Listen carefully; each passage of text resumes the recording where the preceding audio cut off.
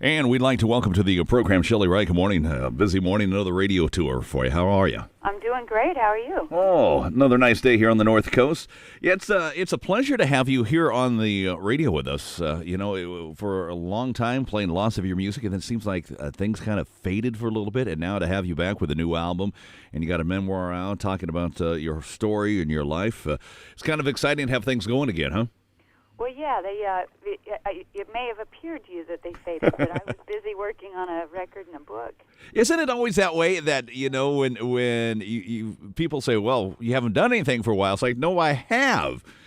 Yeah. We all assume that this stuff just happens like that. A new album, a book, or whatever, that just appears overnight. You wake up and say, I'll put an album out today.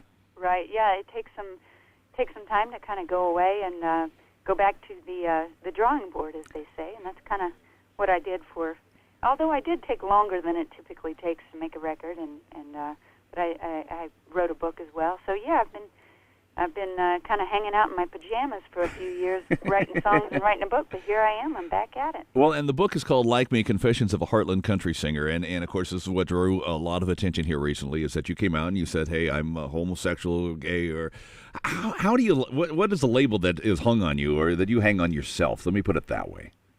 The terminology, what's the word that people use? Gay is the word I use. Okay.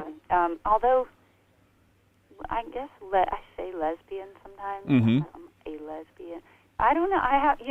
It's so new to come out of my mouth. Yeah. I've sat with the book so long and typed out words. It's so weird when it's linguistic, when it's actually verbal and comes out of my mouth. I'm still trying out words.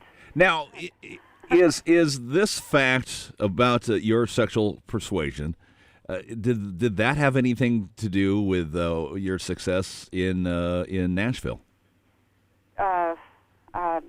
I mean, is Nashville open to gays, lesbians? I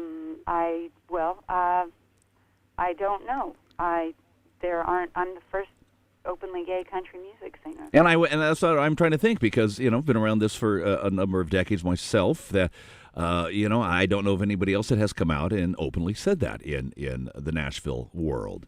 Yeah. So no one. So I think the answer to your question is no. Okay. How's it been received so far? It's been mixed. I've had support from a lot of radio folks Mm-hmm. across the nation, a lot of industry folks on Music Row. Quite a few of my artist friends have reached out, but I'm also mindful of the people who haven't reached out to me. Right. I've got to keep in mind that a lot of people who don't support, a lot of people who hate quietly. Right. The quiet ones. Yeah. Yeah, that speaks volumes.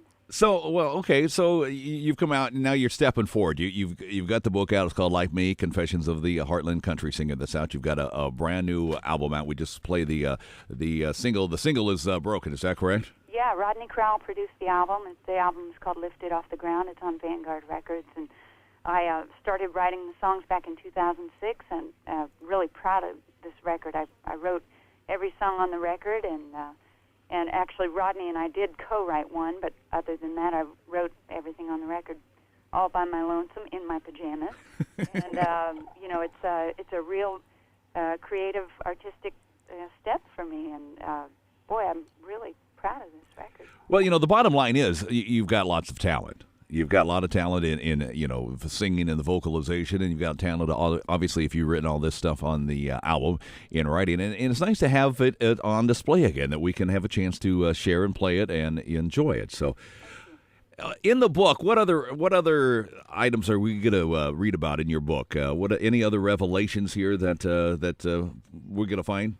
When I started the book back in the summer of 2007, I thought I was just going to write my coming out story, but what I realized upon finishing the book 2.5 years later is, well, doggone it, look what I did. I really was able to write a book about, I'm a small-town girl from Kansas, from Mm-hmm. a little town in Kansas, and I really was able to write kind of a neat story about, who from a small town declares at age 4, I'm going to be a country star, and he goes and does it. And, I also was able to write about my spiritual journey with God, and which has, been a real thread of my life and still is today. And it's kind of a, and also, it is my journey about realizing that I'm gay and hiding that I'm gay and coming to terms with it and now celebrating that, that part of me. But it's more than a coming out story. It's a memoir about, a small town girl and, making it.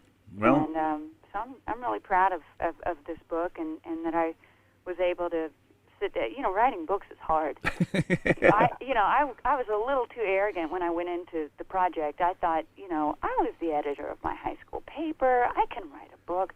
Let me tell you, after the first 50 pages, I was scratching my head thinking, boy, these people who write books should get a ticker tape parade every time they turn one in, because this is a big deal. It's hard. Got humbled a little bit then, huh? Yes, it's hard.